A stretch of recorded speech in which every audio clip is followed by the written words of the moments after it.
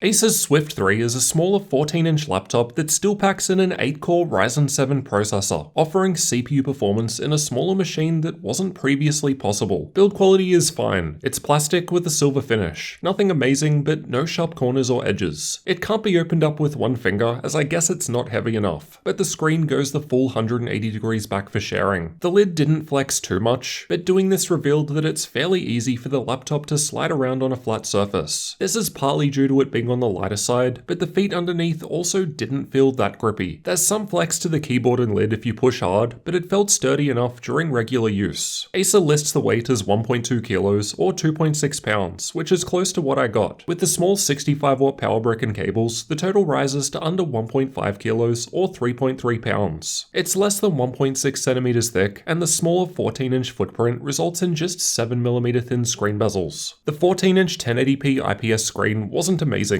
I measured color gamut at 61% of sRGB, 44% of NTSC, 46% of Adobe RGB, and 45% of DCI-P3. It wasn't as bright as I'd like either, maxing out at around 266 nits at full brightness, though the 1080:1 contrast ratio was decent. I can't recommend it for content creation or color accurate work, but for office tasks or browsing the web, it's fine. No problems with backlight bleed in my unit, but this will vary between panels. The 720p camera is above the display in the center. No IR for face unlock though. This is what the camera and microphone look and sound like on the Acer Swift 3, and here's what it sounds like to type on the keyboard. The keyboard has white backlighting which illuminates all keys and secondary key functions, though in a lit room it looks a bit patchy, but this was less of an issue in a darker environment. There's no brightness control. You can only turn it on or off with the F8 shortcut key. The power button is part of the keyboard, and an accidental press puts it straight to sleep, so you might want to change this through the Windows power options. Typing was an average experience, no problems there. Here's how it sounds to give you an idea of what to expect.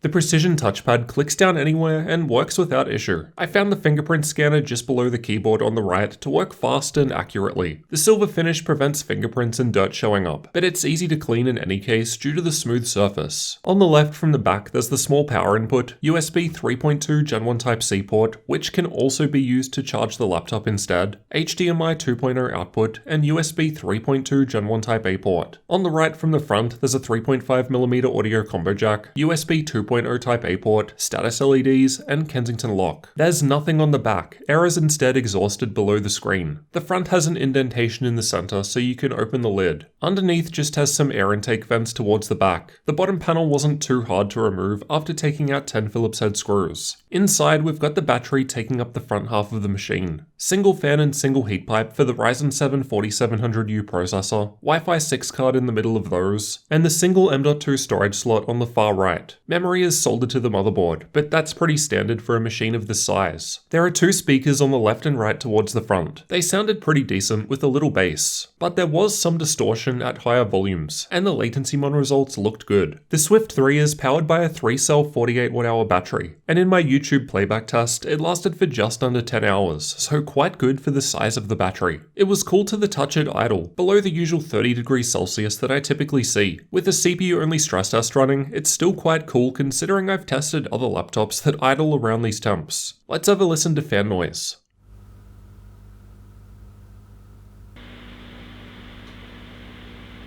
It sounded silent to me at idle, then it's still not loud even with the fans going at what I assume is full speed during the stress test. The CPU was averaging around 73 degrees Celsius with Ada64 going with the 4 default options checked, and running at around 2.85 GHz on all 8 CPU cores. It seemed to be capped to an 18-watt power limit. I tried boosting this with Ryzen controller software, and while temperatures rose to 90 degrees, the clock speeds were behaving strangely, constantly dipping down to 400 MHz. But I didn't spend much time trying to tune it. When looking at the Cinebench R20 results, I wasn't seeing a difference with or without Ryzen controller anyway. It looks good when compared against other laptops though. Keep in mind this is a 14-inch thin and light laptop. It's beating larger, more expensive machines with ease. Although not a gaming laptop by any means, machines, you can get away with some light 720p gaming with the Radeon graphics at lower settings, but don't expect miracles due to the lack of discrete graphics. For the same reason, it's difficult to recommend for photo or video editing workloads, if the screen wasn't already enough of a reason. I've used Crystal DiskMark to test the storage, and the 512GB NVMe M.2 SSD was alright, though the write speed was less than half the read speed. For updated pricing, check the links in the description, as prices will change over time. At the time of recording, it's around $650 for the configuration I've tested here, but there's also a 4500U model for $50 less. Meanwhile, here in Australia, we're looking at around 1900 Australian dollars through Acer's store, though this one has twice the storage space. With all of that in mind, let's conclude by considering the good and the bad to help you decide if the Acer Swift 3 is worth buying. The price point is nice in terms of the CPU performance on offer thanks to AMD's Zen 2 processors. The performance from a 14-inch machine is far ahead of what was available just one generation ago. This also allows for great battery life, and the machine is fairly lightweight and portable. The keyboard and touchpad were fine, though the white lighting wasn't even in a lit room. The fingerprint scanner was fast, the screen was nothing special, but fine for office work or browsing the internet indoors. There's not really any killer features, but for $650, I think you're getting a capable laptop. Of course, if you need more power with discrete graphics, Acer also have the Nitro 5 gaming laptop, though that is bigger, so just depends on what you're after. Let me know what you thought about Acer's Ryzen-based Swift 3 laptop down in the comments, and if you're new to the channel, then get subscribed for future tech videos like this one.